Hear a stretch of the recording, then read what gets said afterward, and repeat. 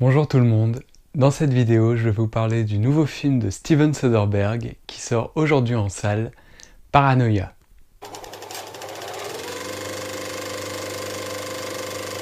Laissez-moi d'abord vous parler du rapport que j'ai au cinéma de Steven Soderbergh. C'est un cinéaste que j'aime plutôt bien. Les films de casse avec George Clooney, Matt Damon et compagnie, c'était pas mal, mais moi j'ai souvent eu du mal à tout comprendre dans ces films, pour être honnête. Je trouvais ça très compliqué pour pas grand chose. C'est pas quelqu'un qui me touche beaucoup, même si j'ai vu beaucoup de ses films quand même. Et dernièrement, il y a Logan Lucky qui m'a beaucoup plu, celui qui est sorti l'année dernière avec Channing Tatum, Adam Driver, Daniel Craig. Ça parlait de deux frères qui tentaient de faire un casse dans le milieu des courses automobiles. Et c'était hilarant, c'était comme un remake d'Ocean's 11 ou Ocean 12, mais fait par des bras cassés. C'était très rigolo comme film, très bien joué, hein. On aurait dit un pastiche de ces anciens films. Par contre, au niveau scénario, c'est aussi compliqué que les Ocean. Mais tant mieux, hein, ça nous change des films habituels. Soderbergh, hein, qui dit tous les ans qu'il va arrêter le cinéma, mais qui aime trop ça, j'ai l'impression, pour arrêter. Réalisateur qui a commencé sa carrière avec Sexe, mensonges et vidéo et qui a reçu la Palme d'Or à Cannes. Il a par la suite fait pas mal de films assez politisés. Il y a eu Trafic, Erin Brockovich, Side Effects aussi, qui était très bien il y a quelques années. J'en ai parlé dans ma vidéo sur Netflix, avec Channing Tatum encore, ou Nemara, sur l'industrie pharmaceutique. C'était très intéressant. Il y avait aussi The Girlfriend Experience, qui était vachement bien, avec l'actrice Sacha Grey, une femme qui vient de l'industrie pornographique.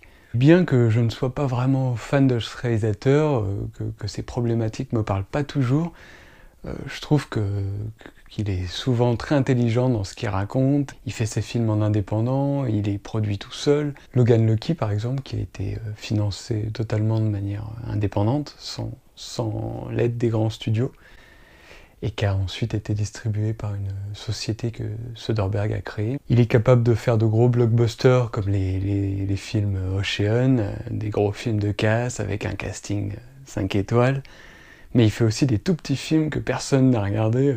J'ai aussi beaucoup aimé dernièrement son film sur Liberace, joué par Michael Douglas et Matt Damon, qui jouait son amant dans le film. C'était pas mal du tout.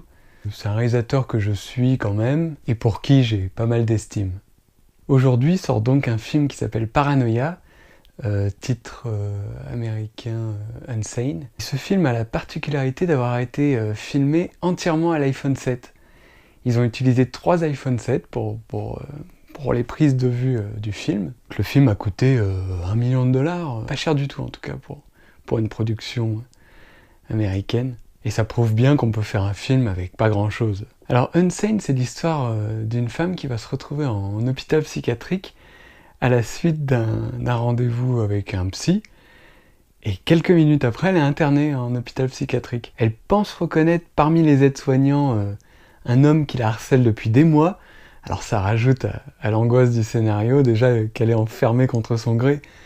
Elle se retrouve enfermée avec le mec qui la harcèle depuis des mois, et qui l'a obligée à changer de ville. On comprend au début du film qu'elle a changé de boulot, changé de ville, et qu'elle est coupée de toute sa famille, de ses amis, pour pouvoir fuir ce mec. En plus de vouloir sortir de cet établissement, elle essaie de convaincre les aides-soignants que cet homme est là juste pour lui faire du mal. Le ton du film est très vite donné, hein. On se rend vite compte que ça va être assez angoissant, rien que par les éclairages, la façon de jouer de l'actrice, qui est très bonne l'actrice. C'est Claire Foy qui joue le rôle principal, et qui a le rôle principal dans la série The Crown, et elle est bluffante. Il y a aussi Juno Temple qui joue dans le film. C'est une actrice qu'on voit chez beaucoup de grands réalisateurs. Vous l'avez certainement déjà vue dans un film, et là elle joue une des patientes de l'hôpital. Et elle fait assez flipper dans ce film, vous verrez. Il y a même une très grande star qui fait une apparition dans le film, je vous en dis pas plus, mais c'est assez rigolo. Bon, le scénario du film est assez classique, hein. Dès le début on se demande si c'est elle qui délire, ou si ce qui lui arrive est vraiment vrai. On est happé par le film, hein. Dès les premières minutes, on angoisse pour elle, et c'est vraiment très bien amené. C'est très efficace comme scénario. Et ça a une résonance avec ce qui se passe en ce moment, avec les mouvements MeToo, Balance ton porc et compagnie. Il exploite beaucoup cette idée qu'elle a peut-être eu un traumatisme et que ça expliquerait comment elle est. Enfin, il y a beaucoup de pistes, hein.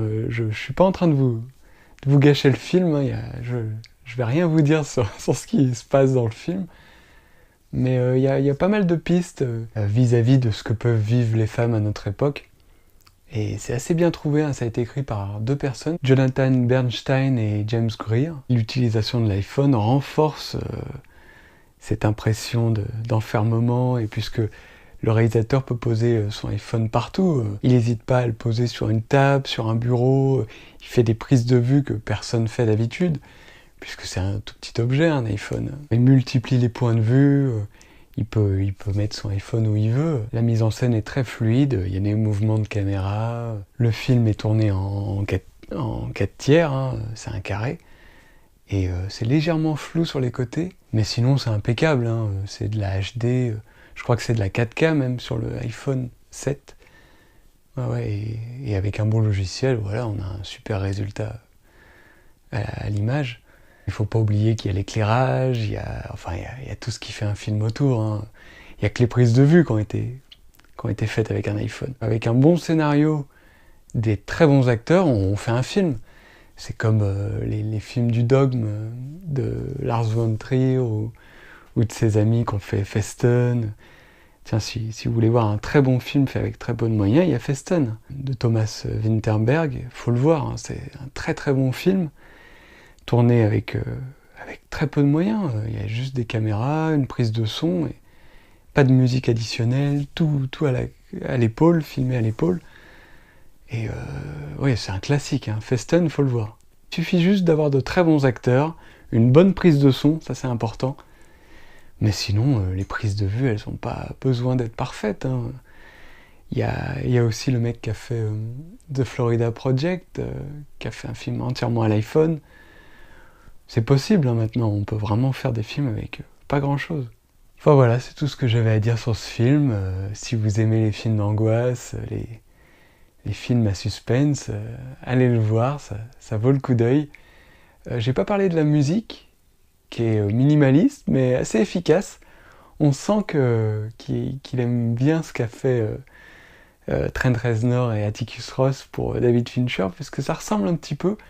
Et dernièrement, sur le net, il a diffusé une version d'Indiana Jones en noir et blanc, muet, et avec la musique d'Atticus Ross et Trent Reznor. C'est assez étonnant. Merci d'avoir regardé la vidéo. J'espère que le film vous plaira, et à bientôt.